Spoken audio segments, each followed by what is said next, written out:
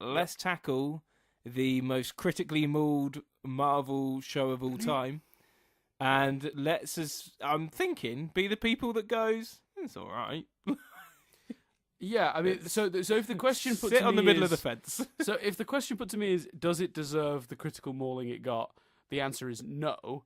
If the question is it brilliant? The answer is no. It is fine. I watched it all. I've watched all 12 episodes. For those of you who don't know, based on the famous Iron Fist comic, very true to the origin story of the original Iron Fist. The use of the Meacham characters, all that seems relatively accurate to the comic books. Although I will admit, most of my Iron Fist knowledge comes from Spider-Man comic books, because occasionally he would team up with Spider-Man. That's my real only insight into Iron Fist prior to this show, other than Weekly Planet did a primer before the Iron Fist series launched. Iron Fish, did I just call him? It's a new show, Iron Fish. It's a man with a very strong fish, and he slaps people with it.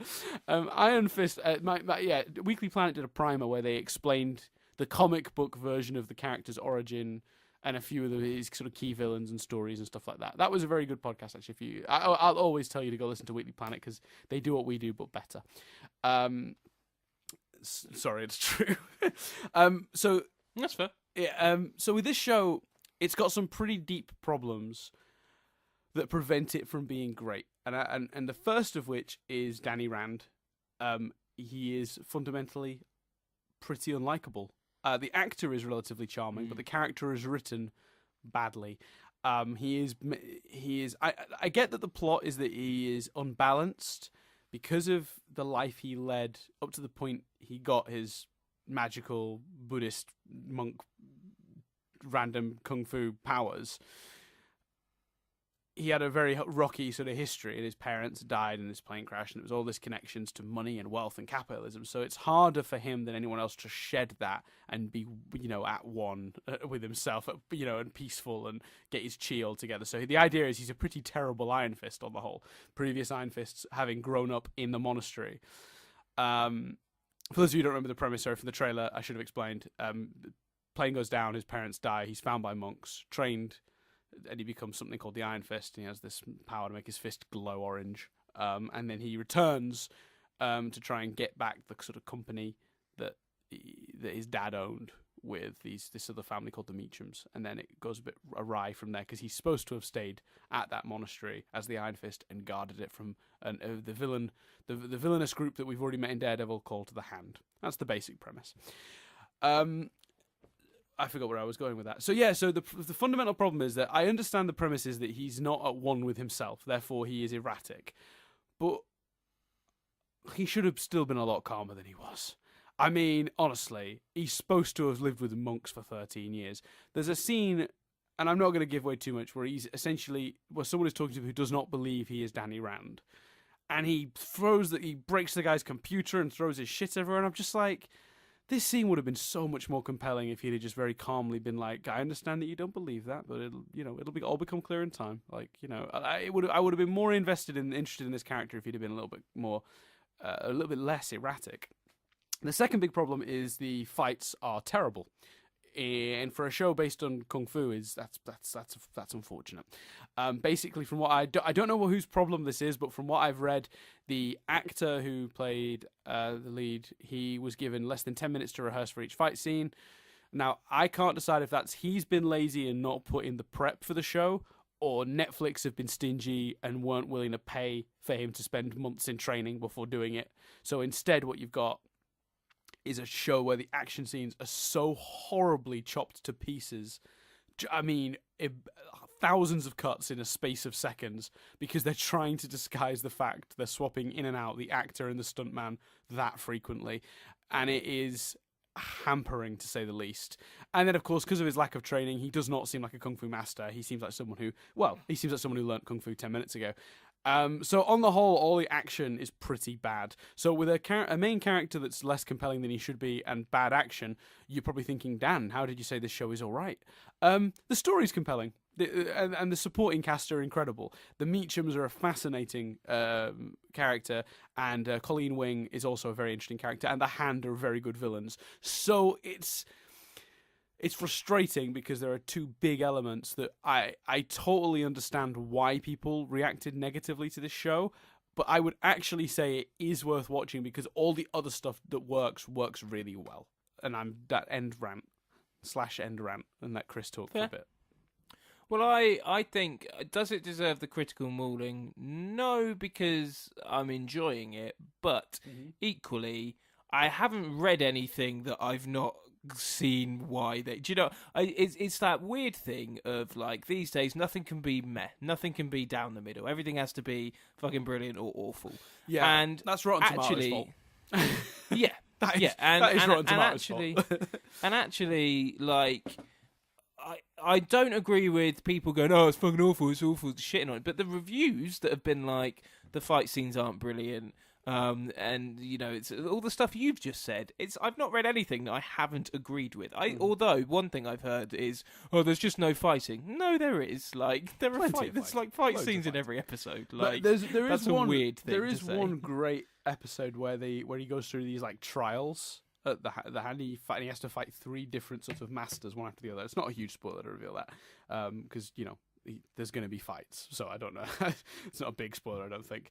And that's a really good episode. And the action in that's quite good because it's not so much based on the action, but how he actually has to solve the puzzle that is each person he's fighting. If that makes sense. Yeah.